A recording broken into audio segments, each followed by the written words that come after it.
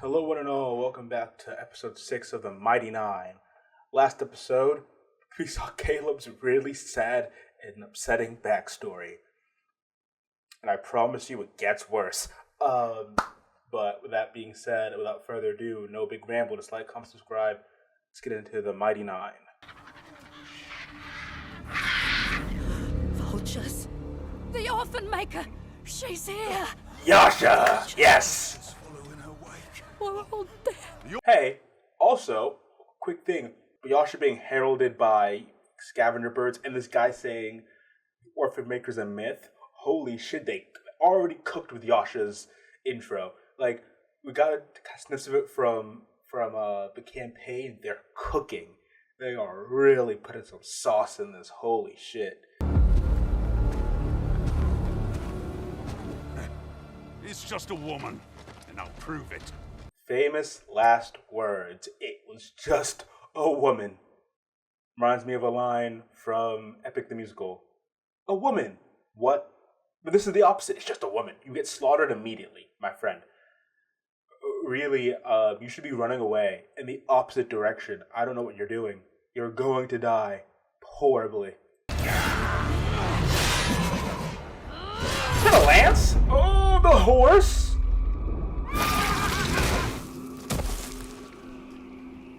What the fuck did the horse do? The fuck did Yasha? What? Go for the guy. You had enough range on that goddamn gut sword to get the guy. The horse is fine. Jesus. What are you, horse killer? Fuck Orphan Maker. Damn.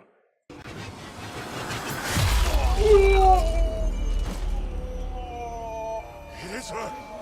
Charge! Charge! Don't charge!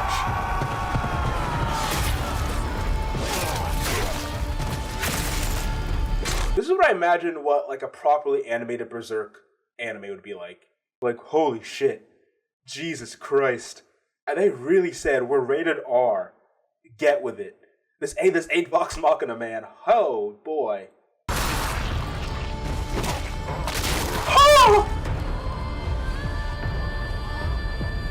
In the... Yeah, good. You're smart. You're smart. Oh. Well. No. Wait, I beg No, you. you're dead. Please, spare my life. Before she dies horribly, she looks familiar. She kind of looks like Caleb. But I feel her face looks so familiar. I don't know why. She can't be plot relevant. She's about to die, unless I'm wrong. But oh, the dead wife syndrome. Jinx had this bullshit. It still means you're dead. It's just gonna be more trauma on Yasha. To forget these feelings, Yasha. Oh, this creepy bitch. Yeah, you're dead. Nigga, you dead. You dead.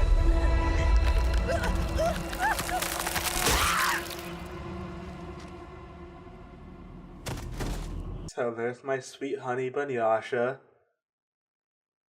She's a sweetheart, I promise. I promise you. You saw that she's not in her right mind. We all saw that, right? Right? She has a curse mark. She's innocent. I promise you. She's in the sunken place. It's fucked. You gotta believe me. Oh, God. At last, our destination. Oh, yeah. Okay, let's pause on this frame right here. This is beautiful. This, like Danny Mono goes on about the overarching landscapes, which he's right, are beautiful. But, like, this is my favorite thing in, like, playing any sort of fantasy video game, watching any fantasy show, especially if it's animated. Like, The Witcher 3, I love how it did cities. Like, that was my favorite part, like, walking through, I can't remember any Witcher 3 cities. It's been, like, a year since I played it. But getting to walk through those, like, really, like, they felt lived in and built. Same with here, the thatched houses, like, you see in the middle of a festival. The colors are also, because the Harvest closes, like, their autumn festival, autumn going to winter festival, and anywhere from the lighting, the actual color theory. And I don't fuck all about color theory, but just looking at this, how they bring it to life, the vibe, the lived in space, the decorations, it's just so, the cobblestone radiating out. They brought Zadash to life so well. Matt did a great job in the campaign. Don't get me wrong.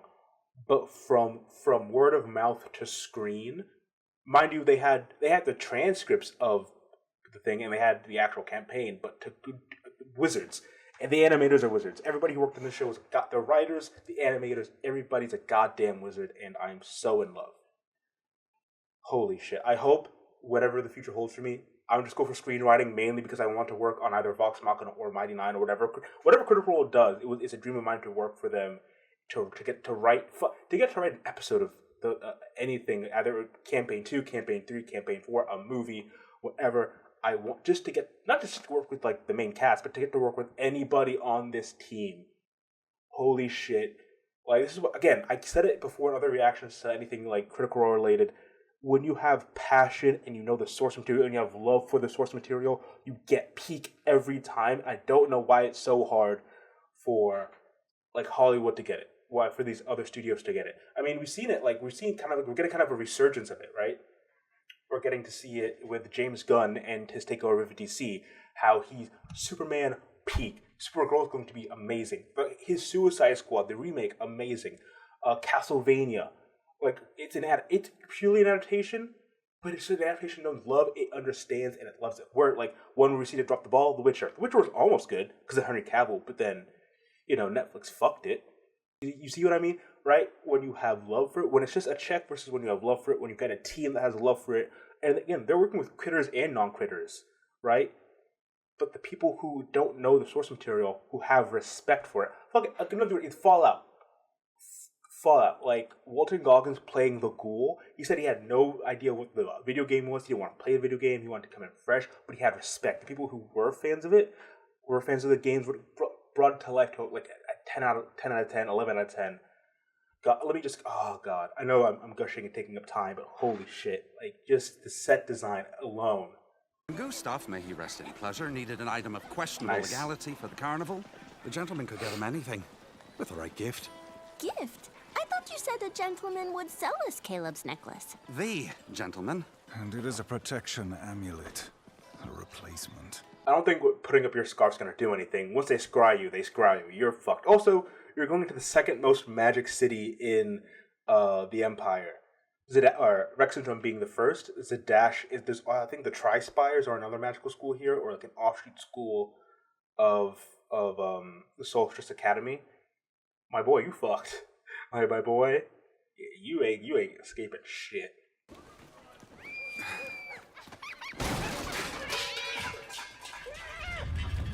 I'll probably curl up with my dogs. Bren. Caleb, you coming?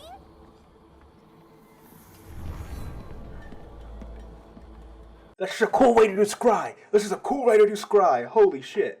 Because at first I thought she was like astral projecting in his mind or something. Oh no. I love how fast we're moving in this. Holy shit. I love how immediately we're seeing consequences.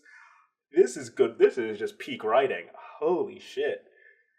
Like just purely from I would be the worst person to do a reaction series to this because it's kind of like a nurses or cops thing of like you're too close to the case. Like from a former screenwriting student, like graduated. A critter, full through and through. Watched all 3 campaigns and watching the 4th campaign. Have watched a bunch of their shit. I nerd out too much. But like the craft is amazing. Holy shit. But I feel so much more. Oh, so Essek did not learn his lesson. Good to know. Essek, you dumb hot bitch.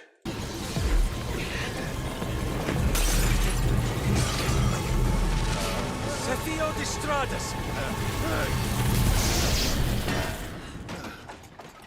God, he's hot. Thank you, Essek. That was, dangerous. Yes, Dunamancy can control gravity, space. But do not lose sight of our ultimate objective. Of course. The soul. To overcome death. How's he doing that? I don't buy that wizards can heal in this show.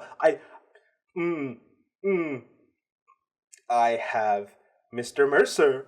Mr. Mercer, I have questions. I don't buy it. He's doing something weird. He's doing something really fucking weird. Or maybe wizards can just heal. But he's the only wizard we've seen use healing abilities, I'm pretty sure.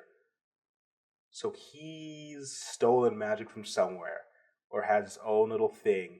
I presume you've come, after all, for something special?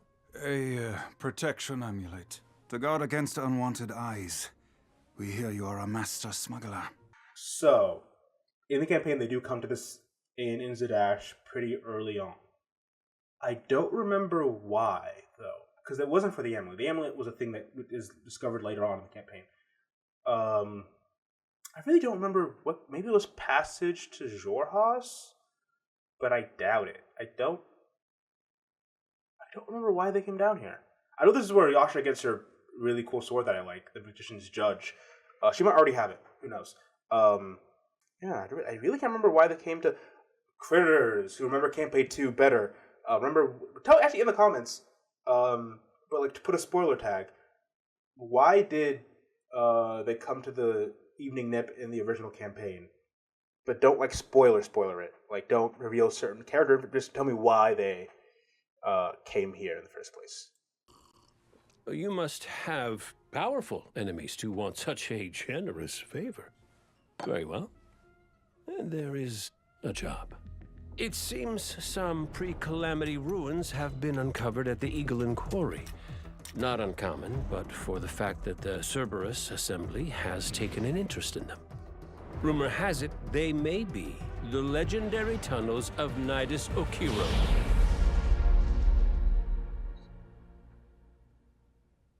Critters, fellow critters, what's this part of the campaign? I'm not saying it was a diverging. I'm saying really just asking because the Nidus Okiro sounds familiar. The name, it has been so many years. I need to do a campaign 2 rewatch. That's what I need to do. Because it has been so many years since I've listened. Oh my god. You won't make off with my item, or hell, even turn me into the city guard. So I will require samples of your blood. What for? So they can track us. Only if you betray me, of course. Give the wet man your blood. It's fine. It won't be used for any nefarious purposes. What is he, 23andMe? I trust the wet man with my blood more than I do 23andMe. Lesser Draconia. It's a dragon constellation. It's so cool. This one has its own constellations. Of course it does, but it's so cool they have that much detail.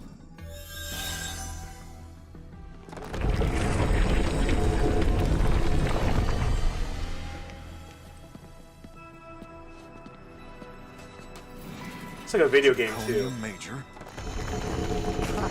Okay, this is pretty neat. The Serpent Mistress.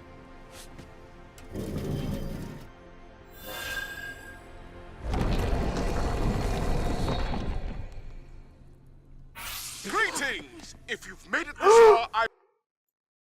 That's how It just hit. It just hit. Holy shit, Nidus. It's him. It's Lou. They did this shit in Vox Machina. Holy shit. Holy shit, that's why I knew the name. It's good. Fucking EXU Calamity. If you haven't seen it, watch it. Like, here's the thing. You can watch if you're not a critter yet and you want to watch some like top tier D&D, but you don't want to commit to like the 200 or like 150 episodes of Campaign 2 or Campaign 1.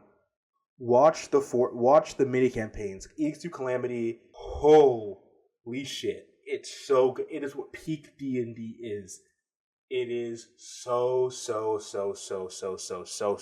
good. Good luck, stay hydrated, and have fun. It has to be Lou. That is also, Lou. don't die. Also, that is so like Nidus. And so like he built this whole like arcane safe hole for his treasure. But then it's like, people in the future might come and find because I'm such a great and important pirate, part of the Ring of Brass. So of course somebody in the future is gonna come and want to find my treasure. I'm gonna set up a whole little dungeon game. Because like so most dungeons in D&D you kinda have to question like who set up these elaborate traps? Because some of these traps are a little too elaborate, right? It's like how are the people who are meant to get access to the stuff they're hiding? Like I think because knowing me, my dumbass, I would set up some elaborate shit, and if I didn't have like a key to like just already start like maybe people have like secret compartments where they can shut shit off. But like if I had to every time know exactly which foothold not to hit, I'd kill myself in my own labyrinth. It would be insane. But for Nidus, it makes so much sense that for him to set this up.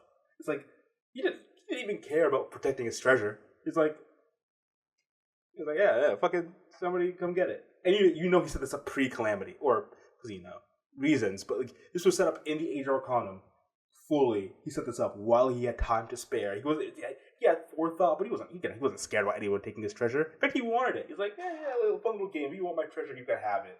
Well, fucking Goldie Roger have an ass. This is flagship. So, this fancy-ass compass is in that ship?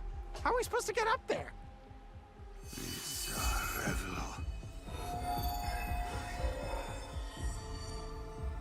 I see a way. I can see the casts and other writers' love of video games one love of TTRPGs, but love of RPGs as well. Because this whole bit is so video game coded, it's not funny, right? The hidden staircases, like the fucking hop, like it's set up, and like none of them have abilities that can truly break it yet. Because like as a DM, like I'm not the best at building dungeons. But like if I build I've made the mistake too where I've given them an item that can let them bypass the dungeon backs, and then I felt really stupid. But like if my party, let's say, is level 5 and they have access to third level spells, one of them has fly, and I'm like, I set this whole thing, and I forget they have access, but I'm really caught up in the whole making the video game. And then there's one motherfucker wants to like teleport, one person wants to cast fly, one person wants to do X, Y, and Z. I'm like, well, I built this whole thing for shit. But like here, they don't really have abilities yet, or don't have much control over their magic that they could easily bypass this, so this is really cool. Long live the king. You stole the beacon, then lied to my face about it. Yes. What other lies have you told, Master Wizard? You hired me to lie, sire. To your people, to your bureaucrats and politicians. My life's service has been to lie to anyone who would weaken the Empire. You mages, always researching. Life is more than knowledge. However clever you lot think you are, you know nothing of reality. Your operation has started a war that would tear this continent apart. That is real. Who cares? Excuse me? Who cares who starts the war, so long as our side wins? And I can guarantee victory. The war is won by nerds and by boots on the ground, but mostly the war. Actually, that's not even true. That's not even true. It kind of is though. It kind of war is kind of who can out nerd who, and also who has the most money. So it's money and nerddom. Because World War II, atomic bomb, the atomic race was a real thing. Like, only because one, the mass flight of scientists from Germany, but two, like, Germany was also testing out. I could be talking on my ass, but I believe Germany was also trying to get to crack the atomic bomb. Just America did it first with the help of a German scientist. Shout out Albert Einstein and Oppenheimer. But Where's the next one? 2 meters ahead, 15 degrees left.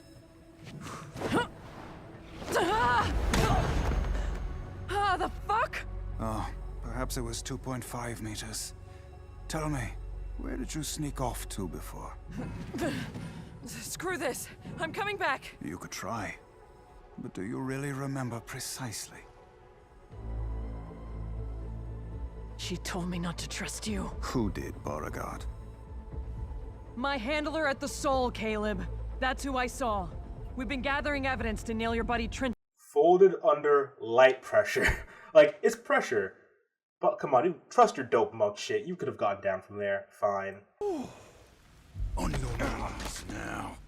No funny business. Right, we're taking this nice and slow.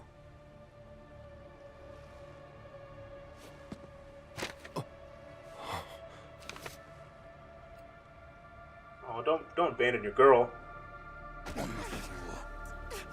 You idiots! Of course you go and get yourselves caught! How could I be a part of a team that is so goddamn stupid, reckless, selfish, and fucking weird?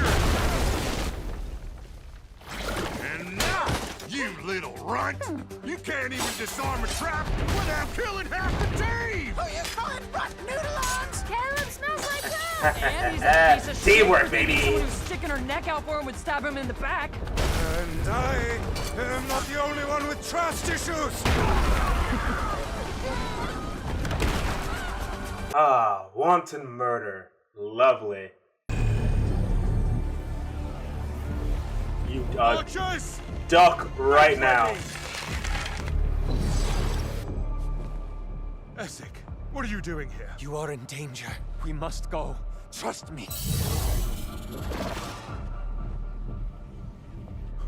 Is that...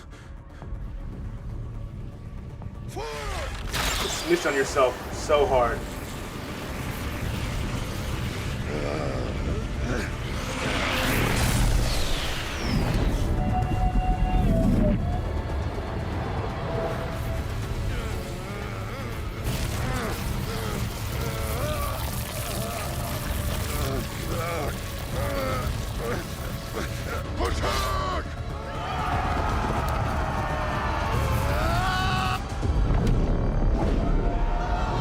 Reverse gravity!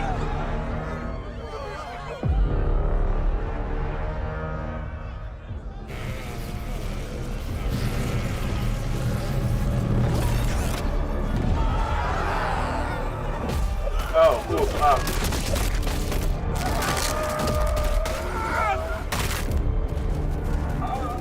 good news, but the beacon's right there, so all the souls are going in there, so... How did you know? How did you know, Essek?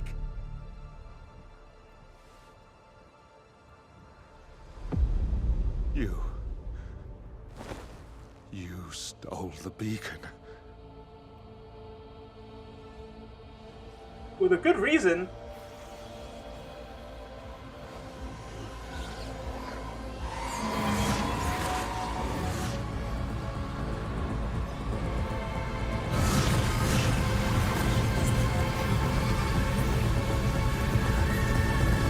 King's face on that one. The King's face, and what? Oh, I love Matt for tying stuff in that didn't get to be fully seen in the campaign. Oh, because now they're getting into it. I don't want to say it. I don't want to say why I'm reacting like this because I don't want to spoil it.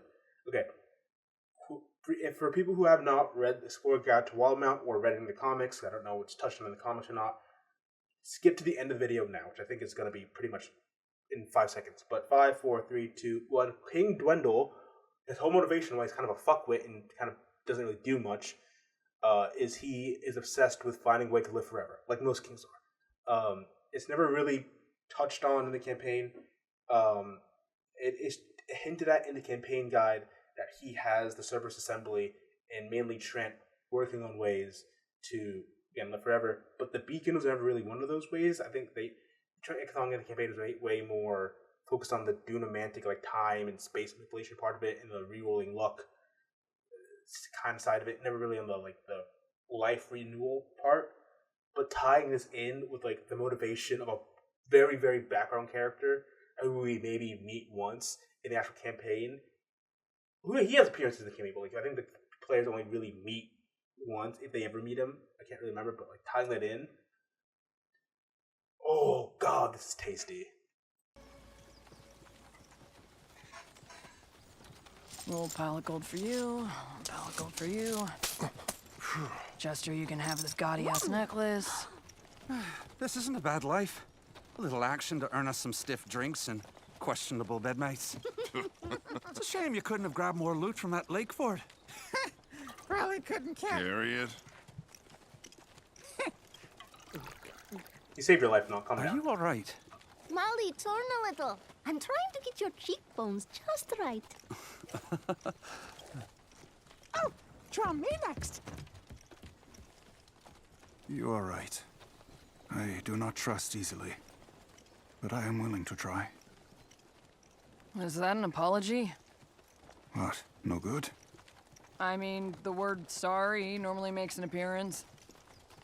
Well, I'm fucking with you. Accepted.